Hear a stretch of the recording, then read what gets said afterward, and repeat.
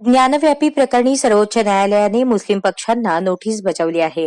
वाराणसीतील ज्ञानव्यापी संकुलाशी संबंधित प्रकरणावर शुक्रवारी सर्वोच्च न्यायालयात सुनावणी झाली. हिंदू पक्षाने ज्ञानव्यापीशी संबंधित सर्व 15 खटले अलाहाबाद उच्च न्यायालयात वर्ग करावेत, जेणेकरून त्यांची एकत्रित सुनावणी होईल अशी मागणी केली आहे. यावर सर्वोच्च न्यायालयाने मुस्लिम पक्षाला नोटिसा बजावल्या आहेत. मुस्लिम पक्षाला 2 आठवड्यात उत्तर देण्यास सांगितले आहे. ज्ञानव्यापीशी संबंधित 9 खटले वाराणसी जिल्हा न्यायालयात तर 6 खटले दिवाणी न्यायालय वरिष्ठ स्तर वाराणसी यांच्या न्यायालयात सुरू आहेत. गेल्या महिन्यात याचिकाकर्त्या लक्ष्मीदेवी आणि अन्य 3 महिलांनी या संदर्भात सर्वोच्च न्यायालयात याचिका दाखल केली होती. त्यात त्यांनी ज्ञानव्यापीशी संबंधित काही प्रकरणे दिवाणी न्यायाधीश, वरिष्ठ विभाग, जिल्हा न्यायाधीश यांच्या न्यायालयात प्रलंबित असल्याचे म्हटले होते.